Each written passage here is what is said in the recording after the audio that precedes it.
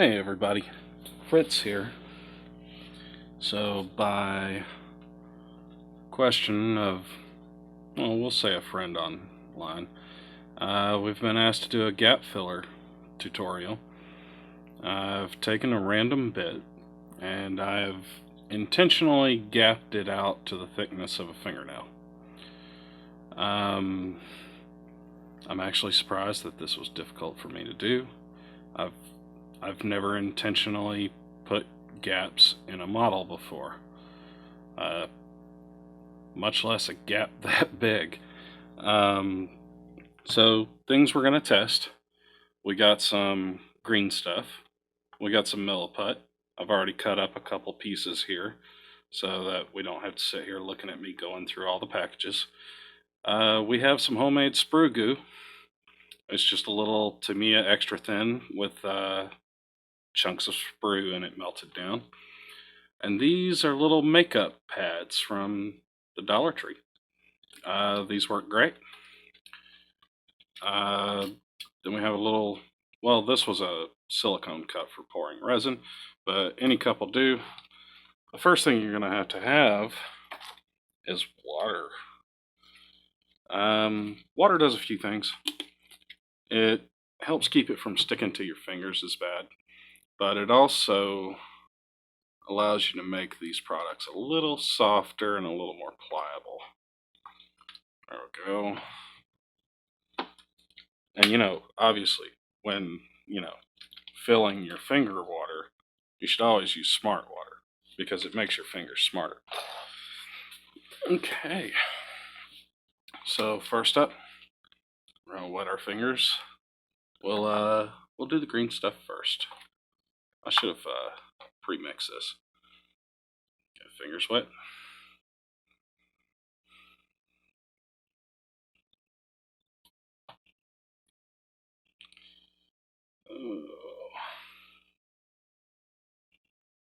Actually, I haven't really used green stuff in quite a while.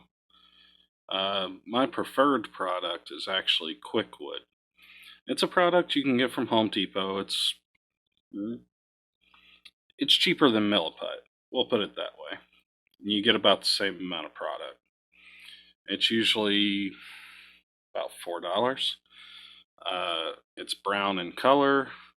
It takes water a little better. It takes water a lot better than green stuff. Green stuff is actually a petroleum-based product. So it will soften up a little bit because you're breaking it down, but it's not the same. Green stuff is a little harder to work with than some other products, but the thing about green stuff is it's really pliable. It's kind of got like a rubbery consistency. Okay, so let's take a look at our gap. We'll say right here is a pretty good size gap. We're just going to press that down there, snip a little piece off. And then in this situation, we're just going to push and pull, push and drag. Keep our thumb wet.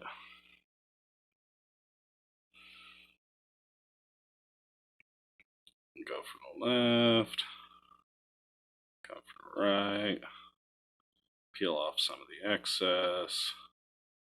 There we go. Now we got at this point,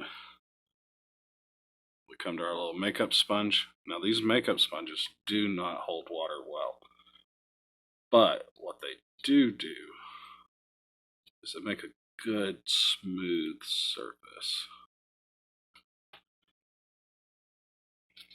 Let's see here. It'll wipe off some of that excess. Also, I did not take the time to clean and sand these really good or anything like that. Okay. A little more. Get our fingernail in there. People ask about the fingernails. Yeah, the thumbnails and the pointer fingers are always long. The reason we do this is because we can scratch with our fingernails and we can use our thumbnails to test our paint. Because the collagen on our thumbnails is about the same consistency as our plastic. It's the same texture. It'll give us an idea of how well it's going to hold. Okay, so there we go. You can see the points where I clipped the sprue, obviously, but the actual gap itself is filled. Not a whole lot of like over residue or anything like that you're going to have to like super sand. I have seen people just paint over globbed up gap filler before. It looks terrible. Don't do that. Not when it's too easy to just take a sponge of almost any kind. Even an old dish sponge will work. And yeah, just do that. So next up, we got our Milliput. I wet my fingers again. So Milliput is actually nice to work with. It's a little messier than green stuff.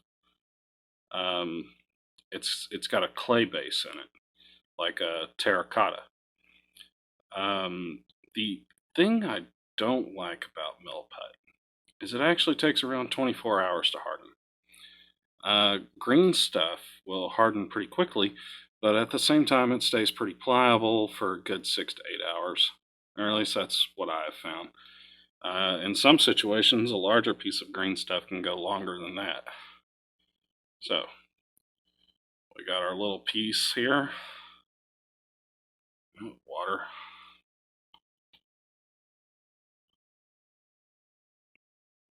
Actually, that's probably a big enough piece right there. There might even be enough buildup on my fingers to do this. Alright, let's see. The next big section of gap. You just want to push.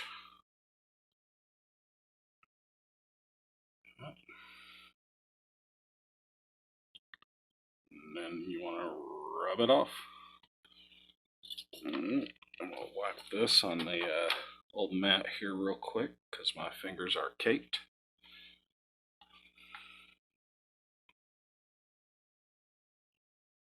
A little water on there. Okay.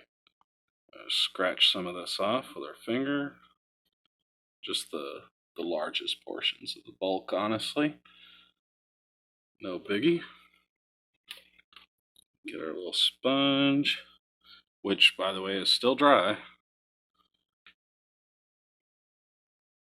Put this down. Rub it. This is actually easier to do with the Milliput than it is with the green stuff.